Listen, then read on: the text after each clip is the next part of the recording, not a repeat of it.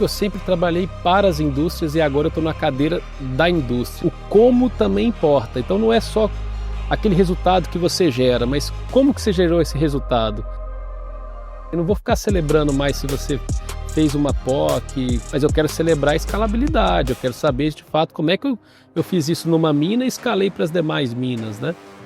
Tem um impacto positivo, né, nesse caso, que ela não é só na companhia, a gente sabe que é também na sociedade. Segurança é um valor inegociável, não adianta só ter evolução digital, você tem que ser digital e sustentável. Boechat, vou até ler aqui porque é muita coisa, né? Como sempre, diretor de tecnologia e engenharia da Vale, professor da Dom Cabral, empreendedor e intraempreendedor, a gente vai aprender isso daqui um pouquinho, como é que foi essa jornada, engenheiro de formação, mineiro, e eleito top 10 executivos de tecnologia e inovação em 2024. A gravação do podcast se transforma num evento de debate e conexões relevantes para o mercado.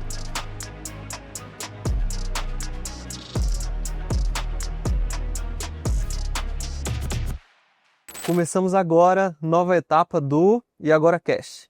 Totalmente transformado em seu formato, mas ainda mantendo os princípios e valores iniciais de levar um debate de alto nível sobre inovação, tecnologia, novos modelos de negócio. Hoje a gente tem uma grande novidade que é a plateia. A gravação do podcast se transforma num evento de debate e conexões relevantes para o mercado. Eu sou Nicolau Ramalho, executivo de empresas, host e criador desse podcast e agora plataforma de conexões também.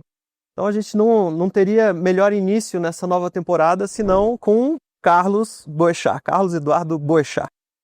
Obrigado por aceitar o convite aqui de inaugurar essa nova temporada, né? Boechat, vou até ler aqui porque é muita coisa, né? Como sempre, diretor de tecnologia e engenharia da Vale, professor da Dom Cabral, empreendedor e intraempreendedor, a gente vai aprender isso daqui um pouquinho, como é que foi essa jornada, engenheiro de formação, mineiro, e eleito top 10 executivos de tecnologia e inovação em 2024, não é isso?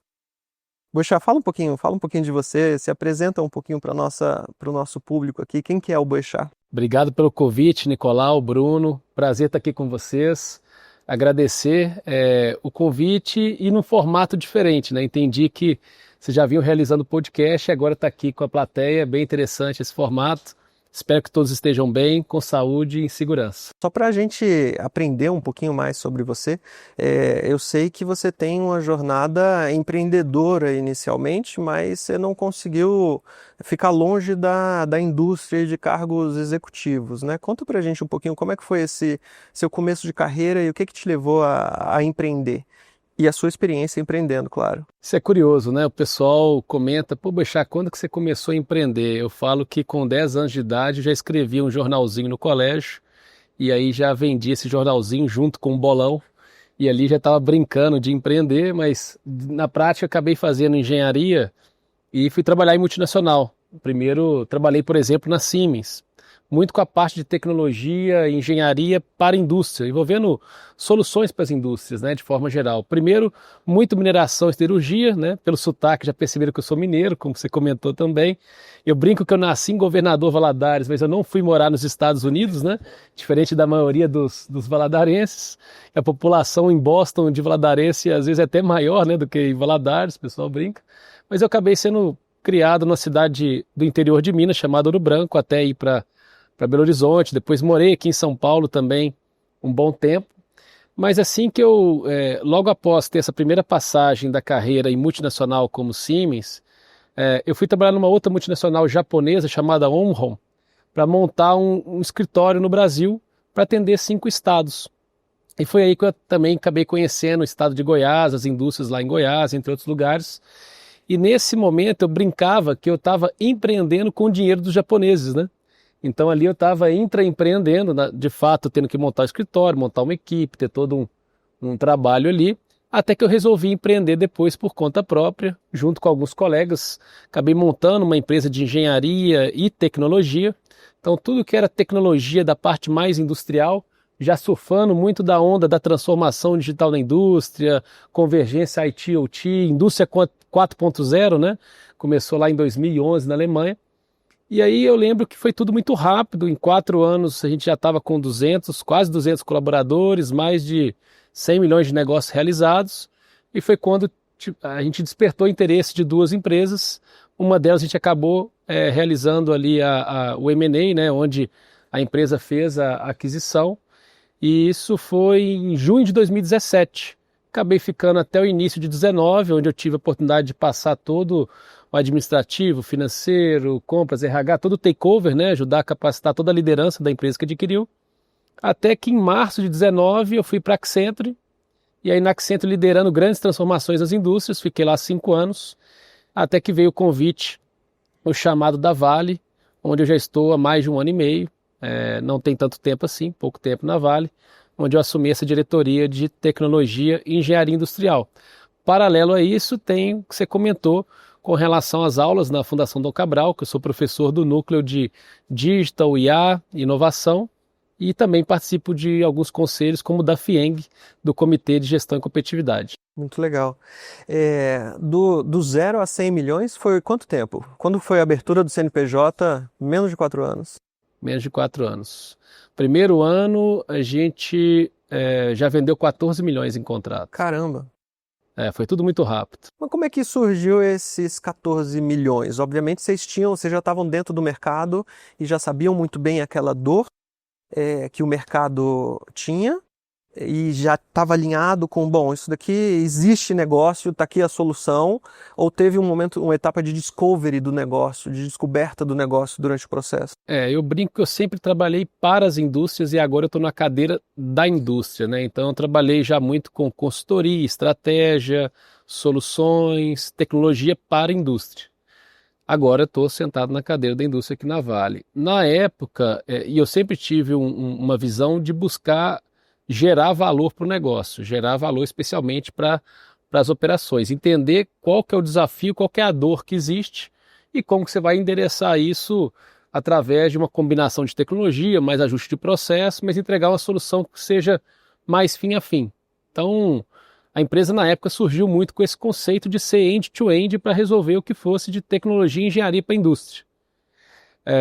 E é interessante, né? Tudo bem que tinha network, já tinha, né, relacionamento com algumas indústrias, mas o meu primeiro cliente, ele foi inclusive em Goiás. Uhum. Que eu estou lembrando do Bruno aqui, né, que ele é de Goiás. É interessante isso, né? A minha mãe nasceu em Lusiânia. Pertinho de Brasília. E eu não conhecia Lusiânia, nunca tinha visto na minha vida. De repente, na hora que a gente acaba de montar a empresa, me surge um contato, sei lá como, de uma empresa lá de Lusiânia chamada Flora. Fabrica Minuano, né? Tá. Que é do grupo JBS. E aí, na época, a gente tinha que fazer um serviço de tecnologia, engenharia e tudo mais. E eu lembro que com 40 dias de empresa, esse foi meu primeiro cliente. E aí depois disso veio, na época, a Fiat, CNH, depois foi indo. Na Vale mesmo, eu demorei quase 2 anos para entrar na Vale, então a gente brinca, pô, Boixá, como é que faz para entrar na Vale? Tem uma resiliência ali, a gente sabe que não é simples, né, para poder entrar e trabalhar e prestar serviço, mas também tem um potencial muito grande, né, tudo lá é muito significativo, a quantidade de minas, de usinas, portos, ferrovia. Então, o CAC ali ele é meio elevado, mas no final das contas tem um volume interessante. Então, foi assim que surgiu na época, e o pessoal fica muito curioso, que fala assim, pô, Boixá, mas você começou em multinacional, foi intraempreender, aí depois você foi empreender, vendeu empresa, aí você voltou a ser executivo de novo. É aí que eu brinco, quando eu entrei na Accenture também eu fui intraempreender, que eu entrei lá, tinha 4 pessoas na minha área com uma empresa, uma indústria sendo trabalhada, saí de lá com dezenas de indústrias e centenas de pessoas do time. Então, esse mindset de crescimento, de trabalhar de uma forma acelerada, é o que eu acabo ajudando muitas empresas também nesse sentido, e até mesmo em situações de mentoria ou de conselhos consultivos que eu acabo realizando, acaba ajudando a ter essa pegada mais acelerada. Entendi. Você tocou num ponto que eu acho que vale a pena a gente mergulhar um pouquinho e fazer até esse comparativo entre as duas experiências, né? Poxa, você pegou uma empresa do zero, já no primeiro ano faturando 14 milhões e vendendo isso logo há pouquíssimo tempo depois, faturando 100 milhões, ou seja, do zero ao 100. Sem somar dos 4 anos, né? Ah, sim, entendi. E com muito dinamismo, porque eu tenho certeza que você e os seus sócios provavelmente na época tomavam a decisão no café da manhã, executava no almoço e no jantar já tinha talvez até mudado de ideia, coisa que numa Vale, numa grande corporação, como você acabou de falar, poxa, entrar na Vale é difícil, não é tão simples assim, né? Eu Agora tá mais imagino, fácil do que era antes. tá? A gente vai mergulhar nisso também. Eu imagino que existe sinergia entre esses dois pontos? O que que você vê de comum e o que você vê que não faz o menor sentido? Realmente, numa corporação, a gente precisa trabalhar de uma forma totalmente diferente por esse motivo, né? Onde é que tem sinergia e onde não tem sinergia de uma pequena e uma gigante como a Vale? É óbvio que uma empresa como a Vale, você tem que ter toda uma governança, né? Então você tem que ter um cuidado, até porque existe risco atrelado nas próprias operações e tudo mais. Então você tem um componente, um viés de segurança mais forte, uma necessidade de governança em cima disso. Obviamente que acaba criando processos e muitas vezes pode gerar algum tipo de burocracia ou perder um pouco da agilidade, né? Então isso é natural quando você tem uma empresa gigante como é a Vale. Quando você está numa empresa menor, é o que você comentou, né? Você toma decisão, vai no café da manhã, já discute com algum sócio alguma coisa, tomou decisão ali na hora, no mesmo dia. Eu brinco o seguinte, hoje o que eu vejo, né, dentro da nossa companhia? Eu vejo que a gente vem conseguindo trabalhar de uma forma mais acelerada do que vinha trabalhando até então, mas ainda não está na velocidade que eu estou acostumado ou gostaria que tivesse. A gente está mais ou menos no meio do caminho. Então tem um ponto que é meu de conseguir dosar isso, o nível de ansiedade para conseguir realizar as transformações, mas também tem um outro ponto que é como é que eu provoco para a gente ser mais ágil, conseguir de fato gerar o benefício num curto espaço de tempo, né? Agora, o que a gente sempre comenta é que o como também importa. Então não é só aquele resultado que você gera, mas como que você gerou esse resultado. E a gente jamais pode colocar, por exemplo, algo na frente de segurança. Segurança é um valor inegociável, e a gente tem esse aprendizado, né? Então acho que esse é um ponto importante. Boa. O ESG, né, segurança como um todo, inclusive numa grande corporação, aí você vê o impacto, né? Obviamente uma startup, talvez ela tenha um impacto muito mais pequeno, muito menor no mercado do que uma Vale, então realmente precisa ter esse processo, procedimento para a gente ter certeza que está sendo feita a coisa da maneira correta. E eu sei que vocês têm essa preocupação com o ESG de uma maneira ampla e muito profunda, essencial, né? Como é que você olha, e a gente fala bastante de tecnologia, como é que você olha justamente a inovação em tecnologia com um olhar de ESG? Ou seja, eu imagino que você deve ter que fazer a descaracterização de várias barragens hoje em dia. E isso tem um impacto tanto no meio ambiente como de risco de pessoas absurdo, mas ao mesmo tempo você não pode perder a mão do custo sobre aquilo ali. Então eu imagino que a tecnologia é uma camada fundamental. Fala um pouquinho sobre isso. Ótimo ponto você colocou, que é o seguinte, dentro do meu escopo de trabalho, um dos tópicos é a geotecnologia. Então, tanto implementação quanto manutenção de sistemas envolvendo geotecnologia. Um trabalho forte que a gente vem fazendo já nos últimos anos é sobre descaracterização de barragens. Então, já tem várias que foram descaracterizadas. Hoje não tem nenhuma barragem em nível 3, que é o nível mais elevado em termos de risco. Todas já deixaram de ser nível 3. Eu lembro quando eu entrei na Vale, ainda existiam duas, que era Gongo Soco e Forquilhas 3. Agora não, a gente conseguiu evoluir. Então isso realmente, quando a gente olha tudo que a gente faz de tecnologia para barragem, a gente é referência mundial. O que você pensar em termos de solução de sistemas de tecnologia, automação, instrumentação, redundâncias, a gente tem um sistema bem robusto. Você pega, no último ano a gente avançou muito em confiabilidade, disponibilidade também dos sistemas. Então, sem dúvida nenhuma, é uma agenda que ela tem um impacto positivo, né, nesse caso, que ela não é só na companhia, a gente sabe que é também na sociedade, e é uma responsabilidade muito grande, né? Então a gente sabe disso, por isso que a gente não abre mão de colocar a segurança como um valor para nós, inegociável. Curiosidade, quando você olha a inovação, você olha ela clusterizada dessa forma? O que está acontecendo de inovação para identificação, que tem aplicação no ESG? Na descaracterização, vamos até mais a fundo. O que está acontecendo de inovação que vai fazer sentido para a descaracterização de uma barragem? Ou você olha isso de uma maneira mais ampla? Na verdade, a inovação dentro da Vale ela é descentralizada. Okay. Então, cada área tem a sua autonomia, a sua capacidade de inovar. E eu sempre comento que inovar, uma melhoria contínua também é inovação. Você tem inovação incremental e você tem inovação radical. Então, a gente incentiva muito a realização dos kaizens, da melhoria contínua, como é que a gente consegue aprimorar os nossos processos. E, ao mesmo tempo, a gente entender como que a gente consegue adotar de uma forma eficiente as tecnologias digitais. Então, a gente sabe... Hoje a gente fala muito de IA generativa, agente de IA, mas mais do que isso, né? Como que eu vou conseguir entender quais são as minhas dores, quais são os desafios e a partir daí entender qual combinação de tecnologia vai atacar isso. Quando a gente fala de ESG, a gente tem uma pauta muito forte nesse sentido, não só em descaracterização de barragem, mas, por exemplo, a gente tem a parte do briquete verde, né? Da briquetagem, que é uma solução, eu brinco que é inovabilidade, né? Inovação com sustentabilidade, porque é algo que ajuda a indústria siderúrgica no processo de descarbonização, numa economia ali de aproximadamente 10% na pegada de carbono. Então é algo que impacta positivamente a cadeia, não só a mineração em si, mas eu estou falando aqui do próprio setor siderúrgico.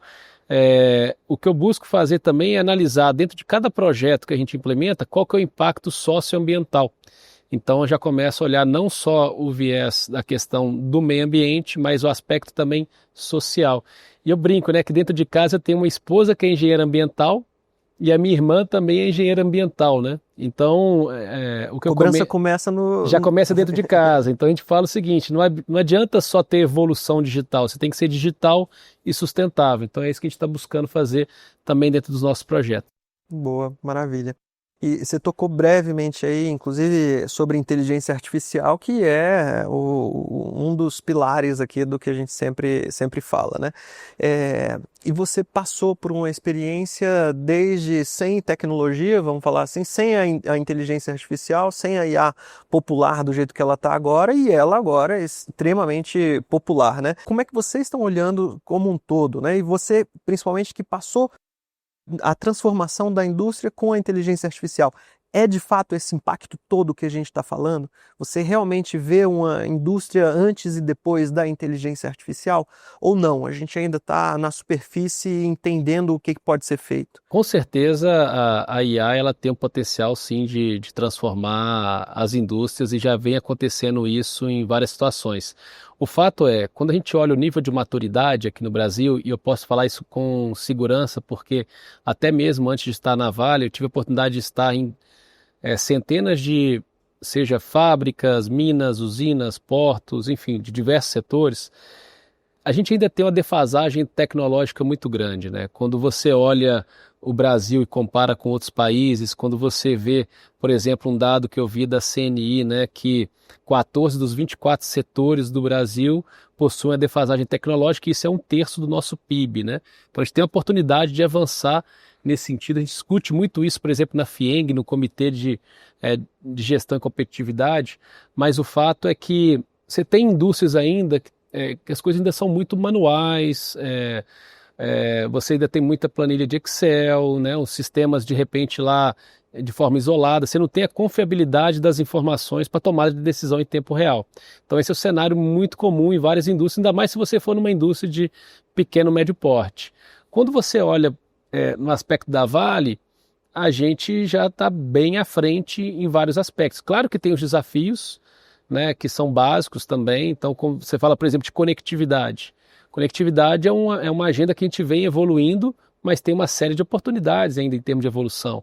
Então, como que você consegue garantir conectividade em lugares remotos, né? Por exemplo, No interior do Pará, a gente tem nossas operações, né, em Canaã dos Carajás, Carajás, Propébio. A gente anunciou um investimento expressivo lá, que é a Nova Carajás, né? O Gustavo Pimenta fez esse anúncio recentemente no mercado.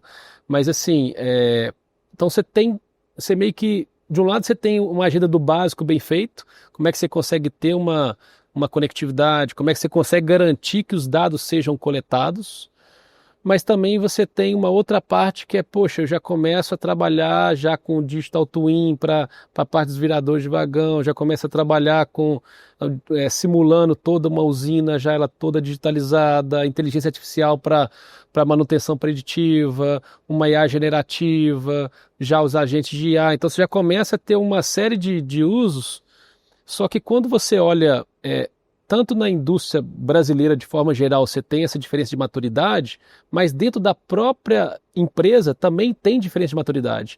Às vezes de uma mina para outra, de um site para outra, de um estado para outro. Então acaba que a gente vive também uma era agora, e aí a IA tem ajudado muito nisso, mas que é da escalabilidade digital. Como é que eu consigo sair do mundo que de repente é de POCs, provas de conceito, pilotos, e consigo escalar de fato com o resultado? Então eu falo com o meu time assim, eu não vou ficar celebrando mais se você fez uma POC, fez uma prova de conceito legal, às vezes faz parte para testar mesmo, podemos testar, errar e faz parte do jogo, mas eu quero celebrar a escalabilidade, eu quero saber de fato como é que eu fiz isso numa mina e escalei para as demais minas, né? Então esse é um desafio que a gente tem, e quando a gente olha para a inteligência artificial, eu acredito que ela como um todo tem um potencial enorme, a gente já extrai benefícios disso. Dentro da Vale, por exemplo, a gente já trabalha desde 2017. A gente tem um centro de competência técnica liderada hoje pelo Alexandre Pigatti, de forma brilhante, junto com o time. A gente inaugurou recentemente em Belém o nosso 4º centro de competência técnica, onde tem vários profissionais trabalhando com inteligência artificial. A gente tem hoje mais de 170 casos de uso implementados dentro da Vale envolvendo IA, seja generativa, seja agente de IA, o que for. Só que a nossa dificuldade está onde? Está justamente como que a gente consegue escalar e replicar com resultados. É uma dor da indústria. Eu vi um paper da Accenture falando sobre isso, né? Ela entrevistou na época, fez uma pesquisa com 600 indústrias, onde 48% ainda estão na fase de projetos pilotos, POC, com aquela dificuldade de conseguir escalar as soluções, escalar com resultados. Eu acho que vale a pena até a gente mergulhar um pouquinho nessa parte ali dessa inovação, né? Você inclusive comentou que ali atrás, que a inovação no nível 1, nível 2, nível 3 e hoje você falou também da inteligência artificial generativa, né? Que acabou popularizando, não é popularizando, é dando acessibilidade a uma tecnologia a todo mundo. Hoje eu tenho pena dos CTOs de empresa, porque a inovação que antes vinha só por conta do CTO, hoje em dia já não é mais assim, ele está tendo só que responder. É o diretor comercial que fala para ele no cafezinho que, poxa, eu já estou usando inteligência artificial para melhorar meu processo de precificação, e eu estou fazendo isso, inclusive, aí é que vem o problema, com o ChatGPT. E como é que fica esse controle? Vocês têm, esse é um primeiro ponto que eu queria trazer, vocês têm um framework de que, olha, esse é o guideline para você conseguir usar a IA generativa, que inclusive é o que a gente está falando de mais aberto, esse é o guideline para você usar a IA generativa de forma eficiente, com segurança, use-o dessa forma, ou não, a gente consegue ir pelo contrário, em caixas de areia, comenta como é que você provoca essa inovação. Eu acredito muito no modelo, que até Gartner comenta bem sobre isso. Eu estava no evento agora do Gartner, né? Saí de lá e já vim para cá, onde você tem uma área de tecnologia e inovação como se fosse uma área franqueadora, e você tem as outras áreas como uma espécie de franquias. O que significa isso? Que eu não vou centralizar dentro de uma área de tecnologia e inovação tudo e achar que tudo tem que passar por lá. Isso não para de pé. Você não consegue escalar, não consegue dar agilidade. Então você tem que dar autonomia e poder para as outras áreas para poder trabalhar, seja com Copilot, igual a gente tem hoje de uma forma ampla dentro da companhia, sendo usado. Agora, eu tenho que garantir a governança e a segurança dentro disso. Então, eu tenho que colocar os guides para falar assim, ó, tá bom, então todo mundo vai usar o Copilot? Ah, e qual que é a regra que a gente tem com relação ao uso do Teams, com relação ao uso do WhatsApp, que tipo de regra que a gente vai ter? Então, por isso que a gente tem também o nosso CISO, né, o Dan Arif, que faz um trabalho fantástico. Muitas vezes não vai agradar todo mundo, porque a gente sabe que de repente tem que criar algum tipo de controle, mas que é necessário. A gente vê vários casos, né, até recentes, de cyberataques. Então, quanto mais a gente consegue evoluir nessa jornada digital, mais susceptível também a gente está aos ataques cibernéticos. Então, a gente tem que tomar cuidado, porque imagina você ter uma operação, por exemplo, representativa da sua indústria, da sua empresa, ela parada porque você teve um cyberataque. Bom, você deixa esses limites ali bem estabelecidos, né? Então eu imagino, e eu acho que aí volta até a questão da governança que a gente falou no começo. Se você não tem processo e procedimento muito bem estabelecido, aí está um caso prático de risco ao negócio, pela boa vontade, inclusive, né? Por tentar usar uma tecnologia nova. Mas a gente erra. Para inovar, não tem como não errar. Aliás, na essência da inovação é essa. Você tem que conhecer os limites. Então, conhecendo o limite, você vai errar e saber onde é que está o erro e voltar. O importante é saber identificar esse erro o mais rápido possível, controlar esse erro, não repetir o erro e investir nos acertos. Até porque, na minha experiência, os acertos também, eu nunca vi, não sei se você já viu, uma bala de prata. Um negócio que, não, isso daqui transformou radicalmente, minha empresa faturou bilhões só por conta dessa inovação. Isso não existe. O que existe é uma inovação incremental, pouco a pouco, e que impacta um pouquinho lá no bottom line da empresa, mas que somando isso, se você consegue errar muito, parar de errar rápido, testar muito, né? Testar muito para errar rápido, identificar o erro, parar o erro, e como você testa muito, você vai fazer vários acertos, aí é que mexe um pouquinho essa alavanca, né? Mas, poxa, numa corporação como a Vale, o erro tradicionalmente, imagino que sempre foi muito mal visto, sempre foi difícil de ser interpretado. Eu costumo falar que o executivo, ele na verdade, ele é pago para não errar. E aí, quando você coloca na cabeça dele que para ele inovar ele precisa errar, eu acho que ele fica em crise de identidade ali. Como é que se trabalha a cultura corporativa sobre essa questão de erro, inovação, testar a cultura corporativa para a gente conseguir trazer essa inovação? É um desafio. A gente passa por uma evolução cultural já nos últimos 5, 6 anos. E dentro dessa evolução cultural tem alguns comportamentos que são importantes. Então, a gente fala muito em ter uma escuta ativa, ter um diálogo aberto e transparente. A gente busca dar autonomia, mas obviamente quando a gente fala na questão do erro em si, uma coisa são os ambientes controlados e outra é quando você não tem um ambiente controlado. Você chegar lá e fazer um teste, errar, faz uma POC, deu certo, não deu, dentro do ambiente controlado, faz parte do jogo. Então a gente tem que selecionar isso muito bem. Agora, eu não vou pegar e colocar algo que eu tenho um grau alto de incerteza numa principal operação da companhia que corre algum risco de segurança com relação às pessoas. Aí realmente não é um ambiente ideal para se testar. É melhor testar no outro ambiente mais controlado e a partir daí levar para lá. Então, por exemplo, quando a gente fala de uma agenda que eu lidero lá pela tecnologia, né, em conjunto com as operações, agenda de autônomos. Então a gente fala muito em operações autônomas, né? Estava até nesse evento do Gartner comentando muito sobre isso. E lá a gente tem a parte de mina autônoma, tem a parte dos portos, que a gente está evoluindo para os portos autônomos, né? E usina também no nível de autonomia. Quando a gente fala da mina autônoma, o primeiro lugar que foi implementado os caminhões autônomos dentro da Vale foi em Brucutu. Então, na época, isso foi uma disrupção, né? Você colocar os caminhões ali de forma autônoma, né? Já tem 14 caminhões lá rodando, gerando resultados expressivos dentro da companhia. Então, foi algo que a empresa executou alguns anos atrás. Mas, de alguma maneira, depois disso, a gente teve também em Carajás outros 14 caminhões também rodando de forma autônoma lá em Carajás. Agora a gente vai dar um passo expressivo. que a gente está falando que a gente vai ampliar e já nesse ano, já com o ano que vem, a gente vai ter um quantitativo bem expressivo pegando todo o corredor norte, que é a questão ali de Serra Norte, Carajás e também de Serra Sul do S11D.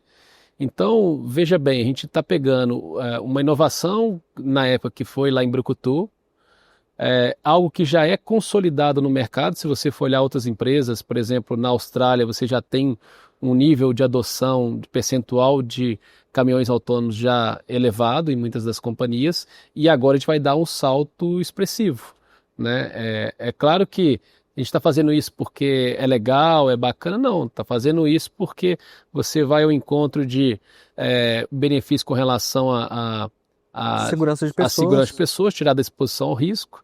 Você tem um benefício ligado à competitividade, que é na redução do OPEX do C1, então produtividade aqui envolvido, redução do consumo de diesel, sustentabilidade também, ou seja, pega alguns pilares em termos de alavancas de benefício e que certamente vão colocar a empresa num outro patamar. Eu até diria, além disso, ainda a valorização do humano.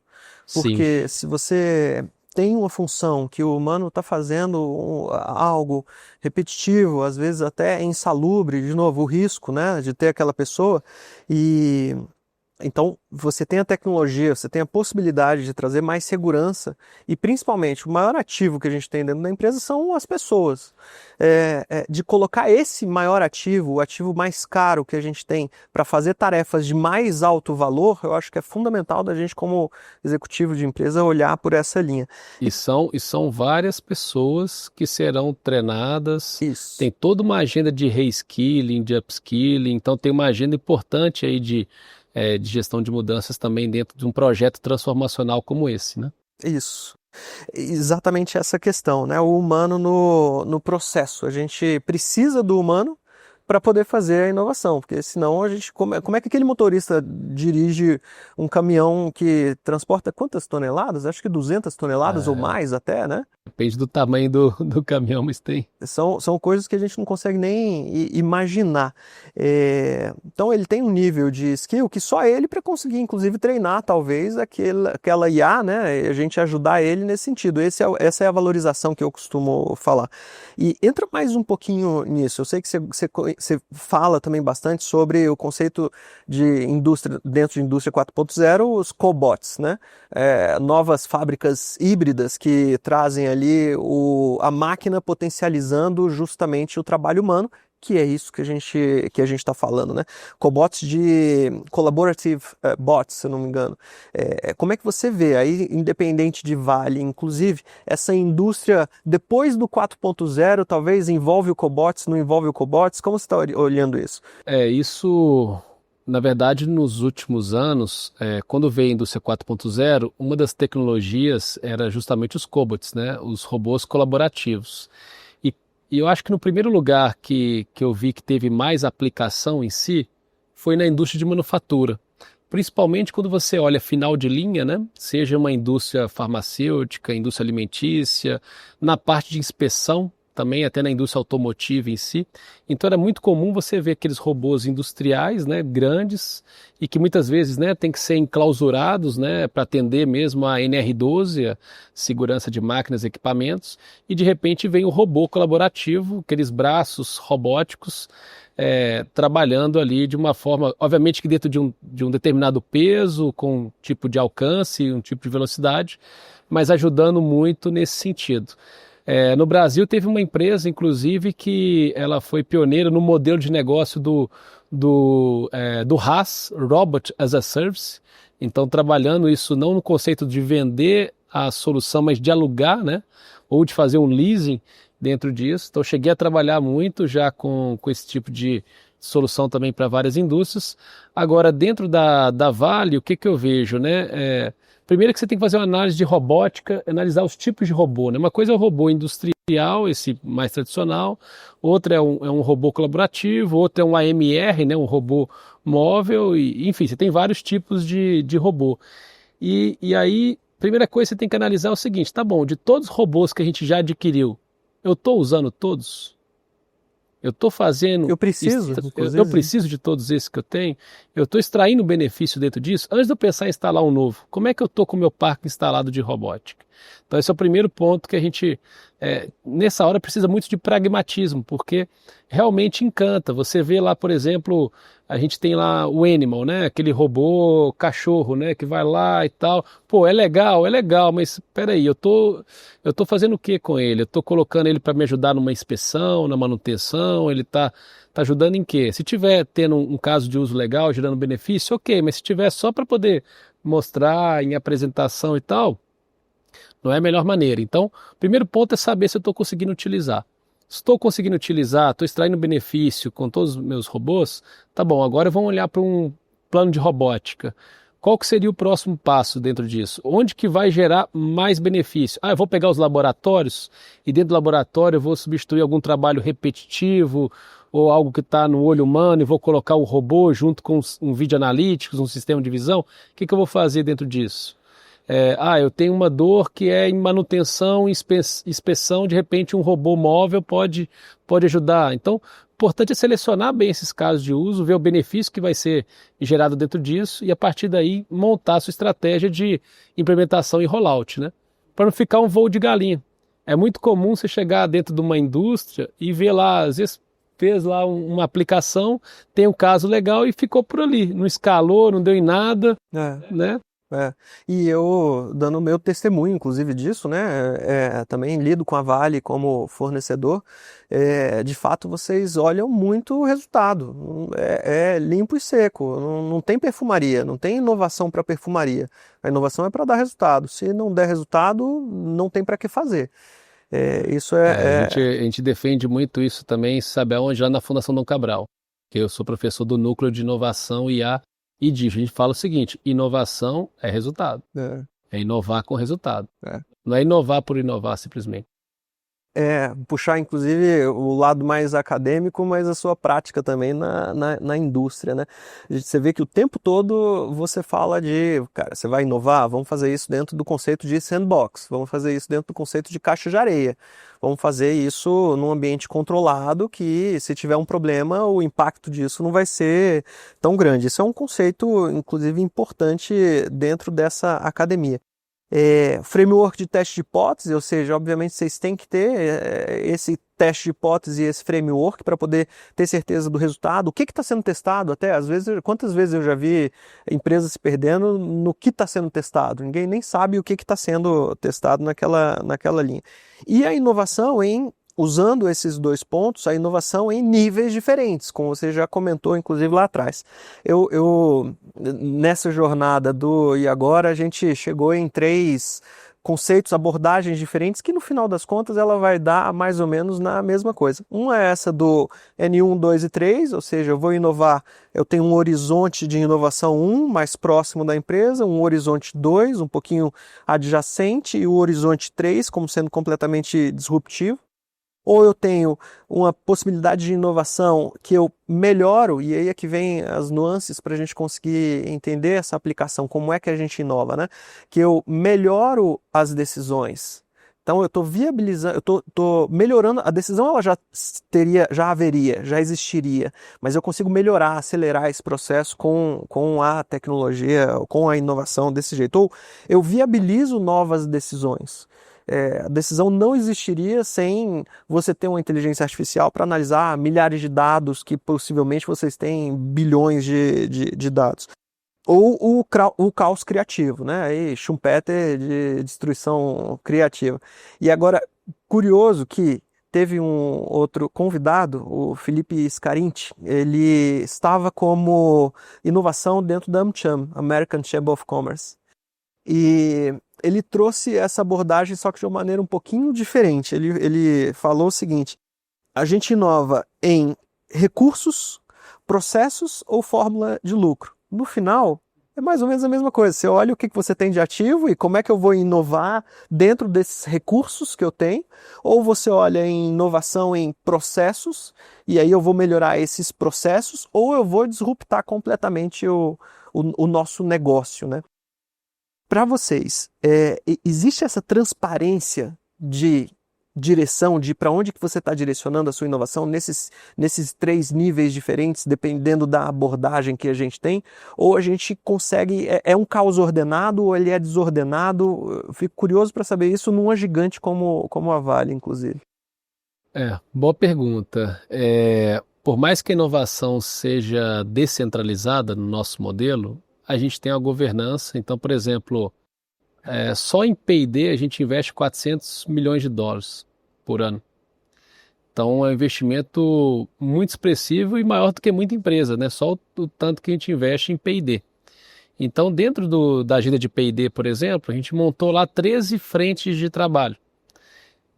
Então, na hora que a gente vai defender o orçamento para P&D, você tem uma liderança ali em cima de cada uma dessas frentes de trabalho, onde a gente discute o que faz sentido e o que não faz sentido, né? Focar naquele momento. Então você tem uma governança dentro disso. É claro que essas 13 pessoas que estão ali são de áreas distintas, né? E de repente está um com olhar de descarbonização, Ok. outro está com olhar de gestão de ativo, cada um está com algum olhar ali dentro desses 13 tópicos. Mas o fato é que hoje a gente consegue ter essa governança. É claro que tem autonomia da área também, trabalhar independente de P&D, né? Trabalhar dentro dos orçamentos que possui para poder inovar. A gente incentiva muito a melhoria contínua, então a questão dos kaizens, a gente tem uma prática muito forte com relação a isso. Nós celebramos, fazemos agenda de reconhecimento dos times. Eu lembro que quando eu entrei na minha área, a gente quase não tinha kaizen ainda, e no primeiro ano nós tivemos 312 kaizens. Ok. Né? Então foi algo que realmente pegou na cultura, muito incentivado pelo Paulo Pires também. Então esse é um ponto que eu vejo forte, né? Mas não adianta só ter a quantidade, tem que ter a qualidade também dos kaizens, né? Como é que você consegue ter isso, kaizens estruturantes, tudo mais.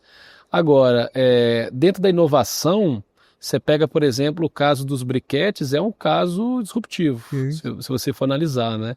É algo que você criou um produto para ser vendido como uma solução pela Vale, né? Então você está trabalhando um mercado adicional, né? Você impacta no top line ali da companhia, né? Numa abertura de mercado, mas não é da noite para o dia, né? Você tem toda uma parte, pesquisa durante muito tempo, vai desenvolver o produto, ter maturidade dentro disso, como é que você consegue orquestrar em outros mercados, né? Em outros países. Vou linkar com esse controle, mas antes disso, eu acho que é interessante entender como é que vocês olham a divisão ali entre inovação aberta, inovação fechada e corporate venture capital. Isso está claro, tem uma estrutura clara para essas três áreas dentro da empresa? Tem e não estão na mesma área. Ok. É curioso às vezes, né? Porque a gente vê muito desenhos organizacionais onde você tem isso consolidado dentro de uma única área. No nosso caso é um pouco diferente. A gente tem uma diretoria de novos negócios, onde, por exemplo, a parte de CVC está dentro disso e analisa lá os novos negócios, e aí tem o time focado nesse aspecto. Então está olhando, por exemplo, a gente estava olhando outro dia uma empresa de robótica com AI, se a gente faz um investimento ou não numa empresa dessa fora do país. Por outro lado, a gente tem uma área que a gente comenta de inovação, que faz a governança da inovação como todo, inovação aberta está ali, faz parte. A gente tem uma pegada muito forte com o Mine Hub, por exemplo, o próprio Cubo do Itaú aqui a gente está presente, tem o Porto Digital lá em Recife, então tem uma série envolvendo o ecossistema, né, de inovação que a gente realmente trabalha de forma bem forte. A Vale, ela de fato incentiva muito a inovação.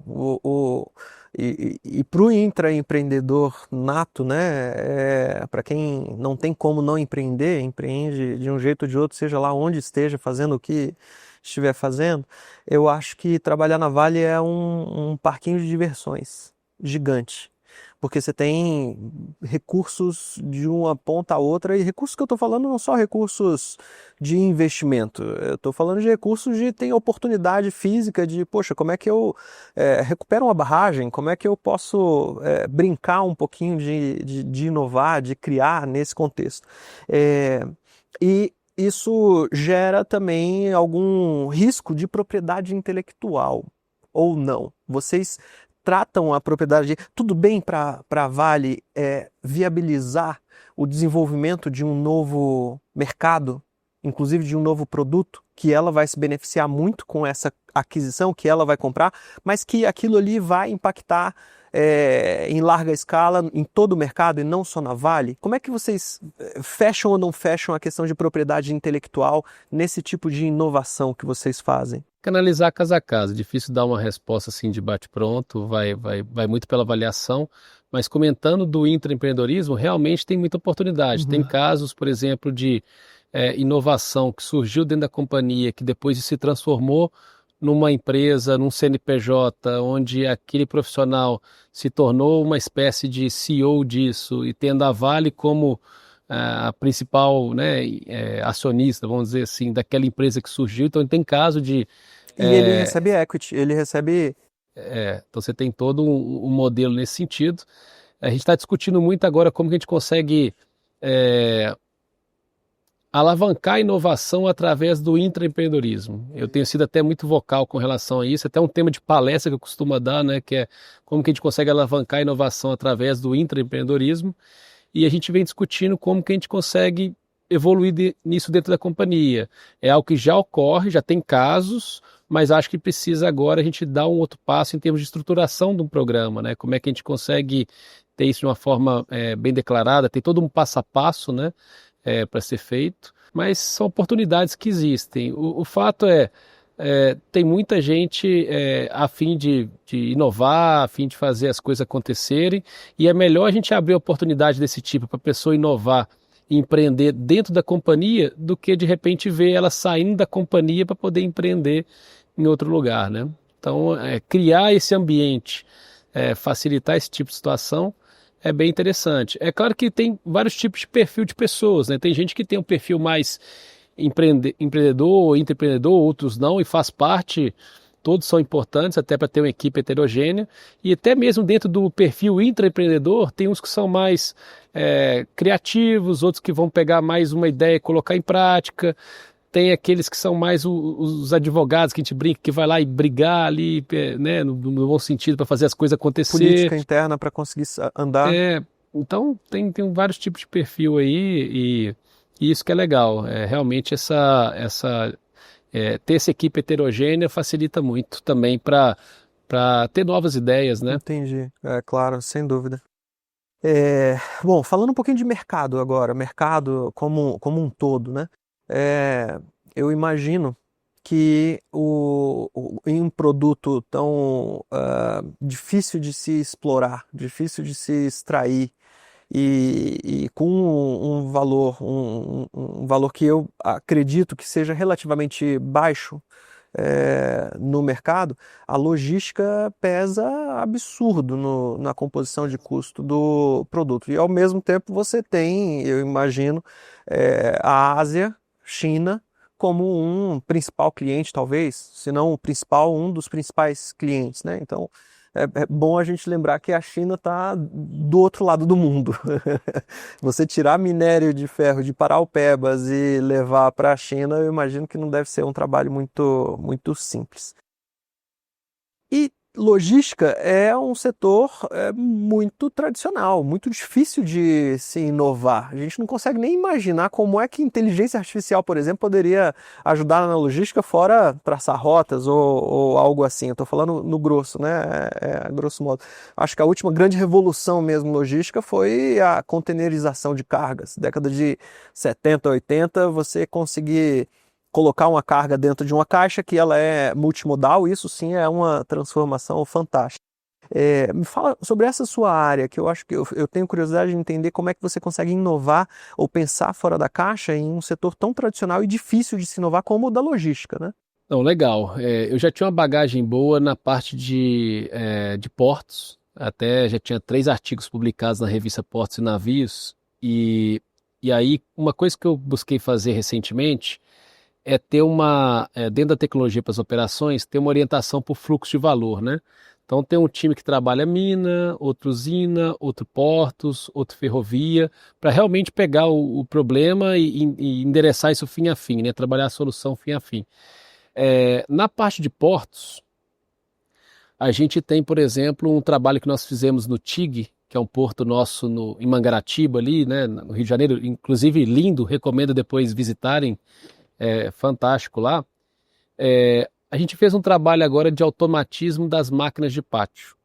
Então, é transformar essas máquinas de pátio, vai ter o pátio autônomo, no final das contas.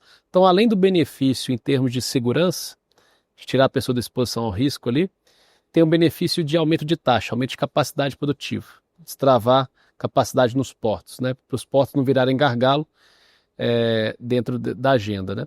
Então, por exemplo, a gente implementou esse trabalho lá no TIG, ele tinha ali um objetivo de gerar 8% a mais em termos de taxa, capacidade produtiva. E nós entregamos 12%. Então, 50% a mais do que estava previsto. Então, essa é uma agenda que ajudou bastante com tecnologia. Aí tem sistema de automação, tem radar, tem um monte de coisa envolvida na solução. A gente desenvolveu isso, inclusive, com uma empresa local brasileira, porque até então, mundialmente, só tinha empresa fora do Brasil com know-how. A gente desenvolveu isso com uma empresa local, até ajudando o desenvolvimento também de empresas aqui no Brasil. Uma vez que a gente fez isso, a gente comentou o seguinte, tá, mas eu quero ter um porto autônomo, não só o pátio autônomo, para gerar um benefício XYZ, eu quero aumentar a minha capacidade produtiva, né, quero ter uma melhor produtividade, redução de custo e tal, e a gente vem evoluindo nesse sentido. Agora, no dia 1º do próximo mês, a gente vai ter uma agenda aqui em São Paulo, um evento de portos, onde o Pedro Benfica, que trabalha comigo e lidera essa agenda de tecnologia para os portos, vai apresentar sobre isso. Só que no meio do caminho, também, a nossa área de tecnologia e inovação recebeu um chamado com relação aos fretes. Falou assim, olha, um custo pesado na logística envolve os fretes. Como é que a inteligência artificial pode ajudar dentro disso? Fizemos um trabalho, resumo da história, não posso detalhar, mas te falo que são dezenas de milhões de benefícios que foi gerado através desse trabalho de IA focado ali em fretes. Quando você olha a operação nossa, a gente tem no Brasil uma concentração muito forte da nossa receita no Pará. Então, quando você vê ali as nossas minas, né, e usinas, isso vai para o Porto de São Luís. Então, esse é o corredor norte, né? Quando a gente olha o que a gente chama do corredor sudeste e corredor sul, o do sudeste ele sai as minas ali, né, dentro de Minas Gerais e vai até o Porto de Tubarão, em Vitória, e através da ferrovia, da nossa ferrovia, né? No Pará também, ferrovia nossa. E o que a gente chama do corredor sul, ela sai das minas ali em Minas Gerais, passa pela MRS ali, a questão da... desculpa, MRS não, pela VLI, né? A questão da ferrovia e chega no nosso porto ali no TIG e CPBS, que são ali próximos ali no Rio de Janeiro. Esse é o Brasil. Só que quando eu olho globalmente, meus principais clientes hoje, onde que estão? Estão na Ásia hoje. O percentual maior é na Ásia. Então a gente tem, por exemplo, em Omã, uma operação onde tem porto e tem pelotização também em Omã. Eu tive lá, um lugar fantástico, espetacular, a gente está crescendo, está desenvolvendo muito aquela região. Tem investimento expressivo lá em Omã e na região ali como um todo. Na Malásia também já tive a oportunidade de estar lá. A gente tem um porto na Malásia, então essas são operações da Vale. E interessante que na Malásia a gente tem lá pátio autônomo, descarregador de navio autônomo, tem um nível de automação e tecnologia elevado. Em Omã a gente vai trabalhar agora nesse sentido para poder evoluir também. E na China em si a gente tem algumas parcerias com empresas chinesas trabalhando em algumas operações. Então realmente é uma complexidade, sim, em termos logísticos, mas a gente vem adotando a tecnologia em cada uma dessas etapas, né? Seja no porto, como eu citei o caso, seja na parte de frete, seja na ferrovia, muita utilização de Video Analytics agora também em ferrovia, tem alguns casos de uso também nesse sentido. Então é isso, tem uma série de oportunidades, mas muita coisa bacana sendo feita. Caramba, me assusta quando você fala, imaginar um porto autônomo me assusta. Engraçado, né? Assusta também, mas em Roterdã, na Holanda tem, Singapura, Austrália, então a gente está realizando alguns benchmarks, né? No Brasil ainda não, mas eu diria que a gente está no caminho para no futuro ter. Boa. Outra esfera que eu fico curioso para entender como é que pode haver inovação é no seu produto principal. Para a cabeça de leigo em mineração, os minérios já existem, estão todos aí, é isso, pronto e acabou. Mas entendendo um pouquinho mais do lado da inteligência artificial, eu acho que até mesmo existe uma esfera de inovação que pode explorar um pouco mais sobre essa composição de produtos, a exploração de novos Mix, né? produtos. E existe esse drive também, não só pensando na operação, mas pensando em, poxa, será que a gente não consegue criar um novo produto em cima da tecnologia? Tem sim. Então, obviamente que tem desde a parte da exploração mineral, perfuração, desmonte, tem todo um trabalho de tecnologia para essas etapas do processo, mas o caso do briquete que eu comentei é a inovação do produto. É uma composição diferente, você está inovando, né, você tem um mix diferente para trabalhar um outro mercado, né? E na identificação e exploração de um novo tipo de mineral, não, isso não existe, não tem como. Existe tecnologia para isso, a gente estava até comentando, né? Hoje tem o Edson Ribeiro que lidera essa parte de é, pesquisa, exploração mineral, a gente tem uma série de soluções trabalhando em conjunto com ele, mas enfim, não consigo te dar tantos detalhes Tá, agora, mas tem sim. tá, entendi. Não são só os minerais que já estão por aí, a gente consegue A até gente, mesmo. a gente avalia hoje, obviamente que o nosso foco no minério de ferro, tem também a questão da Vale Base Metals, que a gente trabalha o cobre e o níquel. A gente estuda, né, vê sempre atento a de repente mais alguma commodity, mais algum outro tipo de mineral, mas por hora é esse que tem sido o nosso foco. Boa, maravilha. É, o Warren Buffett que fala, né, que custo é igual a unha. Toda semana você tem que cortar um pouquinho. E a inovação explora bastante também isso, né? Você vê como um trade-off entre você investir em inovação para otimização de custo e a identificação de qualidade, a melhoria.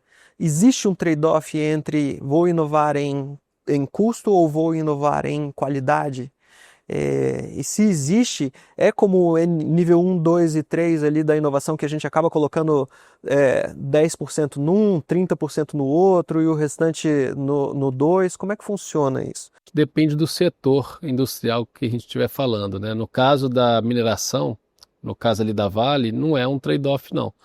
Na verdade, a gente tem um objetivo de redução do nosso C1, né, uma otimização em termos de custo, produtividade, então tem uma agenda forte com relação a isso, então a inovação ela também busca ajudar nesse sentido.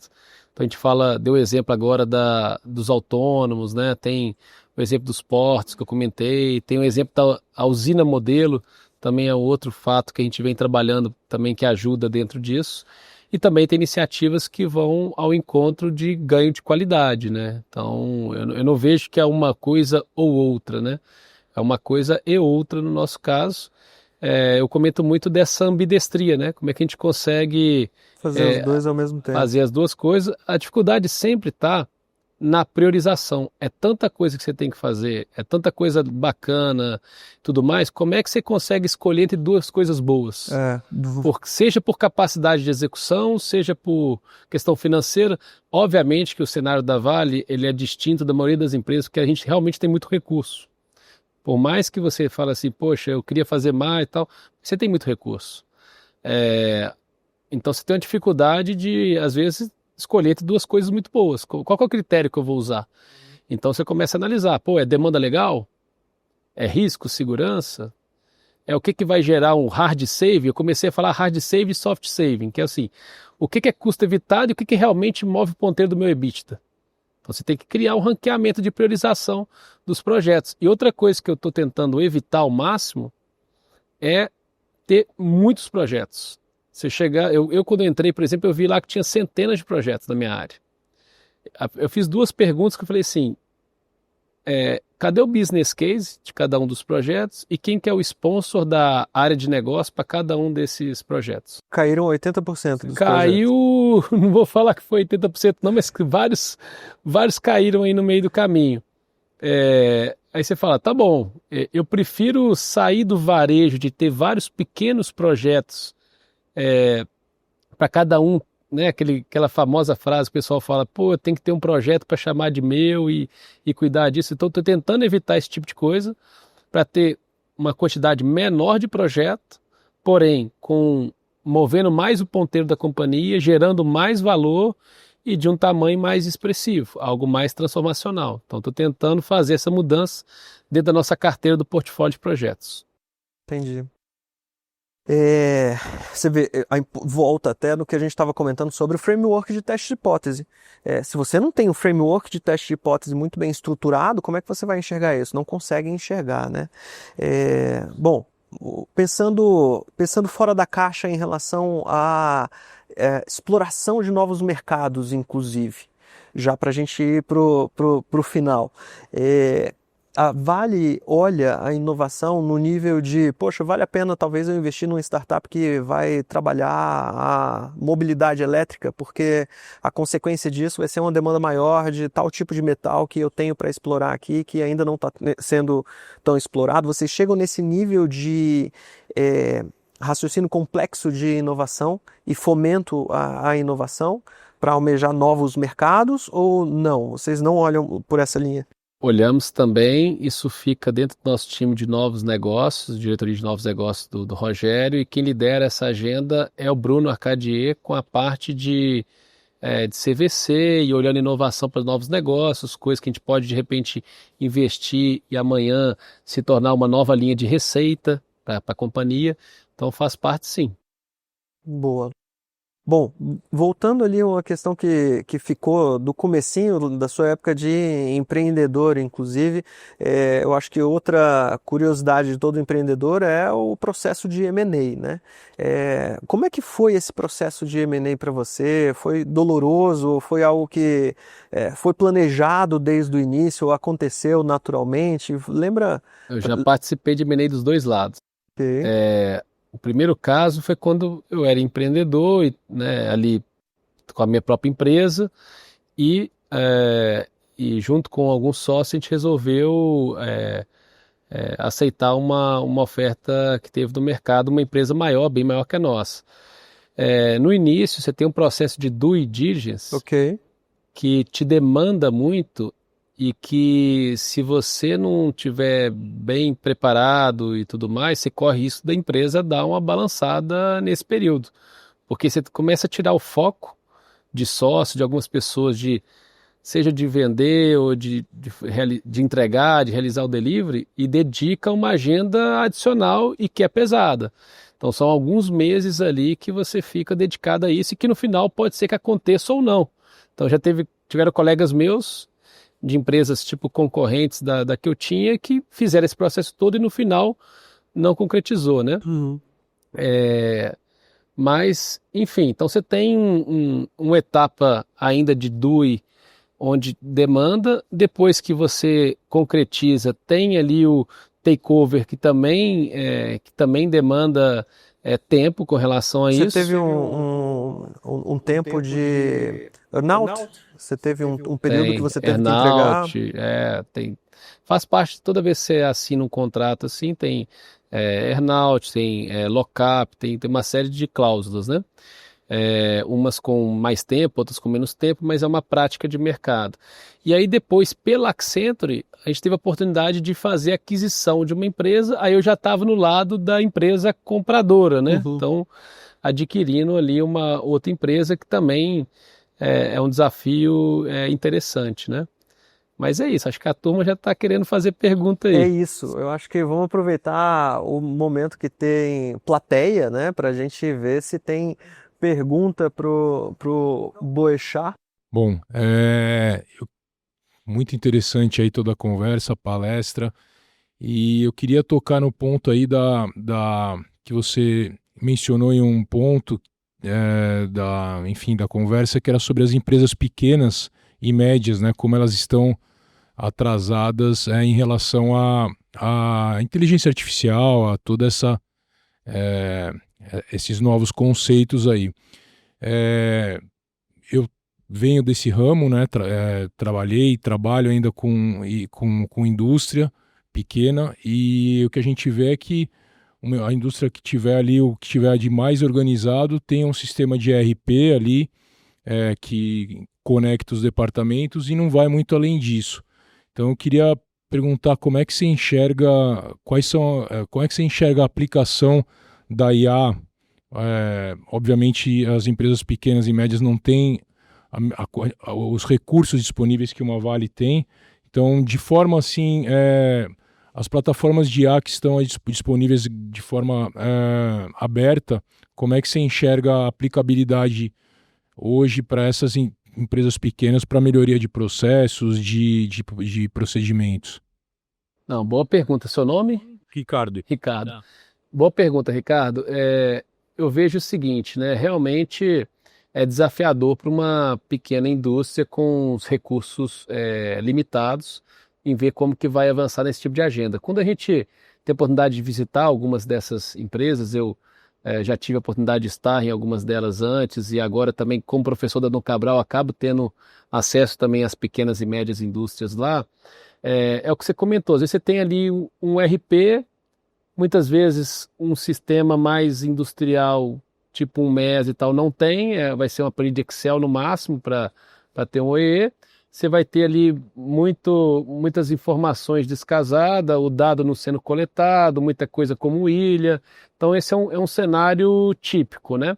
Acho que o primeiro ponto de tudo é conseguir ter um plano bem realizado. Você fazer um roadmap, um plano diretor bem estabelecido, que comece entendendo quais são os desafios, as dores que tem, os gargalos, e como que se conecta na estratégia da empresa. Esse é o primeiro passo.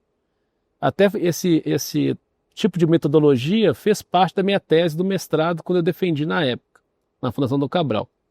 Tem um framework sobre isso, mas beleza. Montou isso daí? Ok, aí agora eu vou ver que tipo de projeto, que tipo de foco que eu tenho que dar, seja com tecnologia A, B e C, mudando o processo e tal, mas poder endereçar aquele problema. Ok, fiz isso, aí agora eu tenho que entender como é que eu vou conseguir recursos para isso. Obviamente que você pode pensar em como você constrói isso na linha do tempo, alguma jornada seja self-funding. Então, por exemplo, eu vou pegar esse projeto que vai me gerar esse benefício, e parte desse benefício eu vou investir para o segundo projeto, a próxima fase, e eu vou construir nesse caminho. Essa é uma possibilidade. Outra possibilidade que eu comento bastante são as linhas de fomento. Então, por exemplo, quando eu trabalhei muito com o setor automotivo, você tinha lá o Rota 2030. No Rota 2030, você chegar lá e falar assim, eu estou com um projeto assim assado que vai usar IA, vai usar esse tipo de tecnologia. O processo pode até demorar para você conseguir a verba em si, mas você consegue, e já tive a oportunidade de atuar nesse sentido. Para cada setor, você tem alguma linha de fomento que você consegue atacar. E tem alguns trabalhos que são interessantes, porque obviamente que você não vai ter o recurso para contratar uma grande consultoria, igual eu já trabalhei em grande consultoria. E a Vale consegue contratar e tudo mais.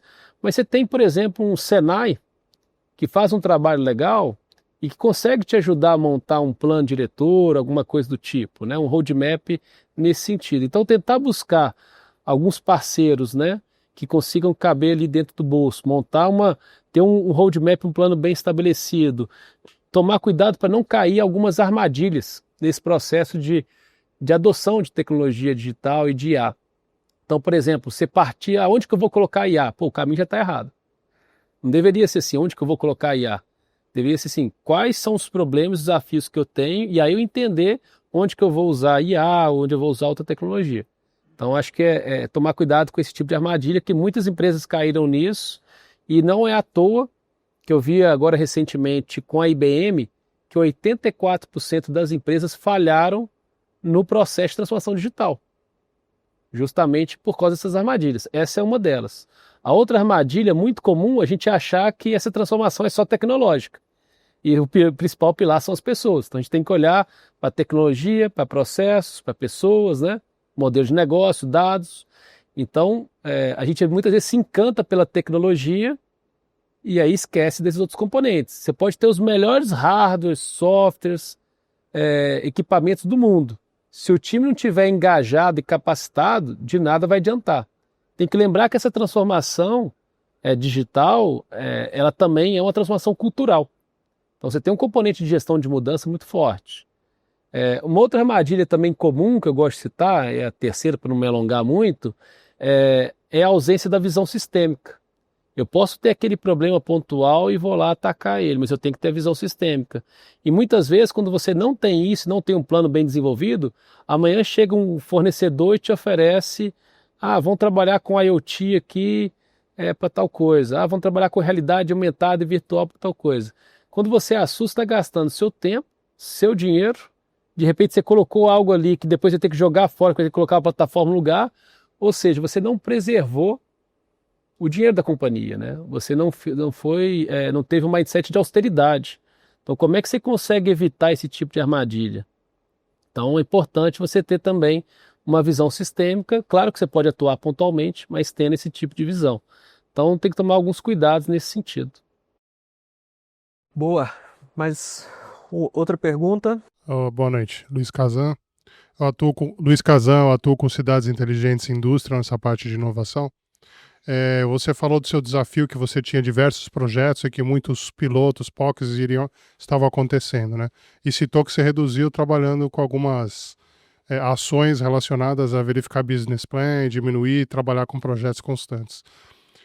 Você tem algumas outras ações que dentro da Vale ou na sua experiência você utilizou também para evitar, talvez até o termo que você utilizou, essas armadilhas, para que você consiga ser mais efetivo nos seus projetos, e se você atua também, principalmente dentro da Vale, com projetos em try and buy, uma vez que já sabe que é algum produto que tende a funcionar bem, tentar economizar esse viés de piloto para poder pensar na aplicabilidade direta e virar um projeto de uma forma mais rápida. Sim, a resposta para a segunda pergunta é sim. Trabalhamos com esse modelo de negócio try and buy, então a gente está aberto a vários tipos de modelos de negócio. É claro que não é o mais habitual, não é o mais usual, mas a gente sim trabalha dessa maneira. E com relação à primeira pergunta, Luiz, se foram ótimas as duas perguntas, eu te diria o seguinte, que o primeiro ponto que eu precisava ter é um plano bem estabelecido, ter um roadmap bem realizado. O segundo ponto é entender como é que era a maturidade da minha equipe de gestão de projeto. Às vezes a gente está olhando para coisas avançadas e de repente eu estou fazendo uma gestão de projeto correta, estou tendo uma disciplina na gestão desses projetos. Então tem uma agenda que ela é de capacitação do time mesmo em gestão de projeto. Não estou nem falando de certificação PMI, eu estou falando do básico de ter as informações corretas e a disciplina para ter tudo dentro das ferramentas. Obviamente que quando a gente coloca essa visão de ter que ter um sponsor da área de negócio, ter que ter um business case sólido, né? Eu já estou orientando o time a não partir da tecnologia pela tecnologia, estou orientando a partir do desafio e do problema de negócio para dar isso e materializar no projeto. O outro ponto também que a gente revisitou nessa concentração de projeto, que às vezes tinha assim, poxa, eu vou trocar esse sisteminha é um projeto, vou colocar esse outro produto é outro. Às vezes você tinha lá 7, 8 projetos, que na verdade eram 7, 8 itens pequenos que tudo está interligado e deveria ser um projeto só. Então a gente fez esse empacotamento, né, revisitar para poder ter isso de uma forma mais otimizada. Essa foi uma outra ação. Um outro ponto que, deixa eu pensar, são uma série de ações aí com relação a isso, né? Mas eu acho que um outro ponto é a gente ter uma presença maior, no nosso caso lá, nas operações, para vivenciar a dor do negócio e ter empatia com quem está ali naquela área de negócio. Então, a partir do momento que eu saio do escritório, eu tiro o time ali que está, né, de repente, dentro do escritório, no ar-condicionado, e levo o time, a gente vai lá no campo, vivenciar qual que é o problema que tem ali na mina, na usina, no porto, na ferrovia, a história muda. Fala assim, opa, peraí, tá, né, tô conhecendo, tô entendendo o problema, vivenciando isso, fica mais fácil para poder priorizar, entender de fato o que vai mover mais o ponteiro, onde que está doendo mais. Então tem uma série de ações aí, algumas são básicas, outras são mais transformacionais. Obrigado. Maravilha. Mais alguma pergunta aqui, está logo ali o microfone. A pergunta que eu vou fazer está mais ou menos nas últimas respostas que foram feitas, você abordou esse tema. Quando a gente fala da inteligência artificial, tem um grau de maturidade, né? Tanto para quem trabalha como para quem vai assimilar o que a inteligência artificial tem. Numa empresa grande como a Vale, como é que vocês estão tratando a política de treinamento de pessoal para a formação de quem vai trabalhar, que nem equipes suas aí que vai trabalhar no desenvolvimento dessa inteligência artificial na empresa, e também o trabalho na cultura, com os demais que vão trabalhar numa forma diferente, né? Porque quanto mais você vai desenvolvendo a inteligência artificial, você vai mudando aqueles procedimentos mais arraigados. Na empresa menor é mais fácil. Nas empresas maiores tem uma série de vantagens, mas essa é uma desvantagem. Mas, mais uma vez, parabéns. Obrigado.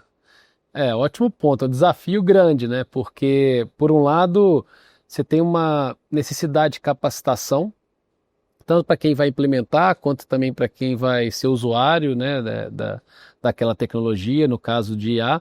Então, a gente montou uma trilha de capacitação, a gente cadastrou isso dentro da Vale, onde todos os profissionais, quem quiser, pode fazer inscrição de uma forma gratuita e faz esses treinamentos de uma forma programada, online, etc. A gente busca essa atualização constante também, tendo alguns fóruns. Nós criamos comunidade, algumas comunidades, isso também ajuda, né? Comunidade de determinada tecnologia, ou comunidade de mina autônoma, de tecnologia para as operações. Então lá, qualquer pessoa da companhia pode se cadastrar na comunidade e ter acesso ao conhecimento. A gente incentiva muito a busca pelo conhecimento e capacitação.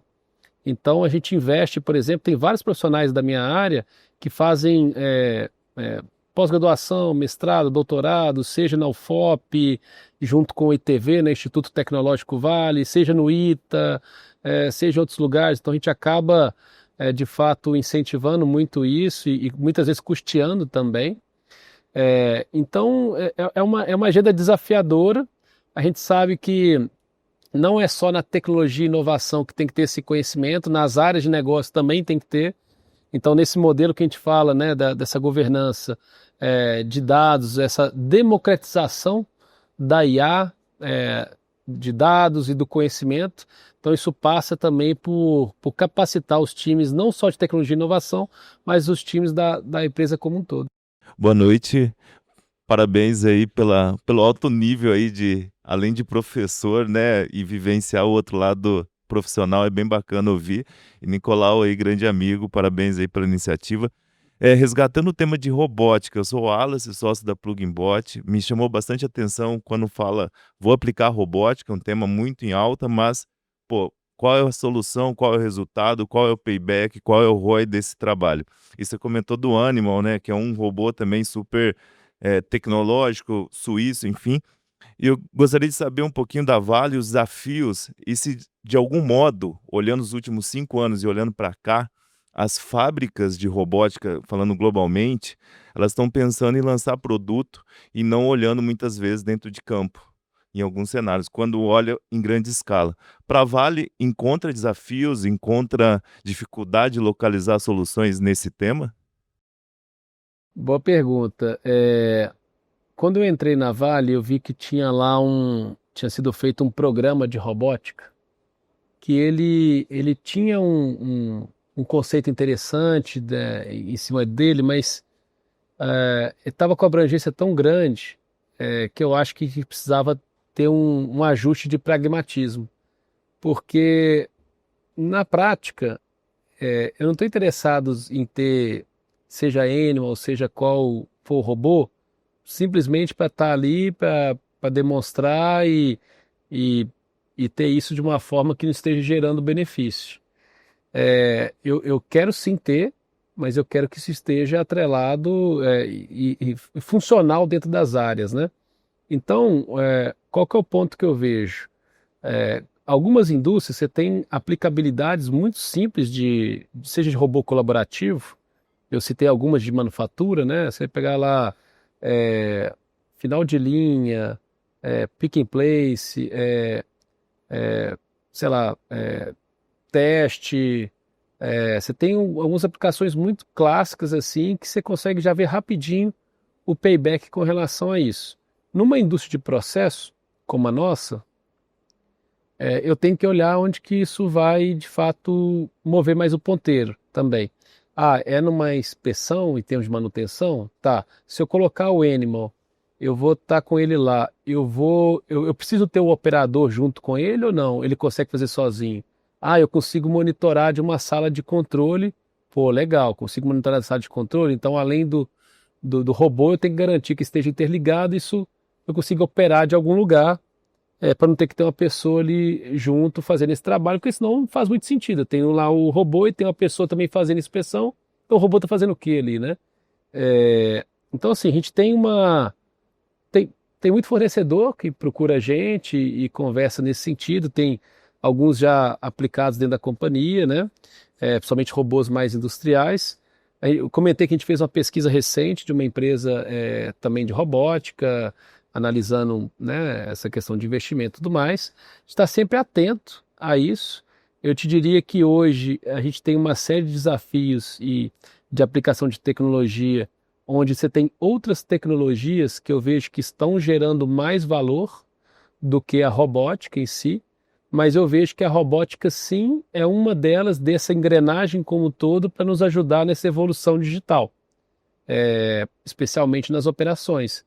Acredito que principalmente na parte de laboratório, na parte de inspeção de manutenção, mas é importante para cada um desses casos de uso, a gente entender como que isso de fato move o ponteiro da empresa e depois como que eu consigo ter essa gestão de todos esses robôs dentro da companhia, que esse é um outro passo, né? Quando você começa a ter mais robôs dentro de uma indústria, depois você começa a preocupar na gestão, no gerenciamento desses robôs. Então esse passo, talvez no setor automotivo, isso já esteja mais maduro e acredito que com o tempo vai estar mais maduro na mineração também. Indo para o final, encerrando aqui esse episódio, esse formato continua. Inclusive, quem ainda não fez pergunta, que está aqui presente, vai ter a oportunidade de fazer essa pergunta rapidinho, pessoalmente, para o Boechat. Essa é a grande vantagem de ter plateia aqui acompanhando a gente. Quem tiver curiosidade de como que pode participar, vou deixar links na descrição para poder facilitar essa conexão. E eu não posso deixar de agradecer alguns mantenedores do podcast: SegLife, BR Flecha, i8T Spine e Nolik e Mr. Turing, claro. E agradecer ao pessoal aqui da Agency que nos recebeu tão bem com essa infraestrutura maravilhosa. E, claro, agradecer principalmente ao Boechat. Obrigado, Boechat, por ter vindo, por ter cedido seu tempo aqui pra gente. E agora vamos fazer algumas conexões interessantes aqui. Obrigado, Nicolau. Obrigado, Bruno, pelo convite. Agradecer também a todos que estão aqui presentes e também a vocês que estão aí nos assistindo, nos ouvindo. Espero que gostem do conteúdo e me coloco à disposição. Obrigado. Obrigado.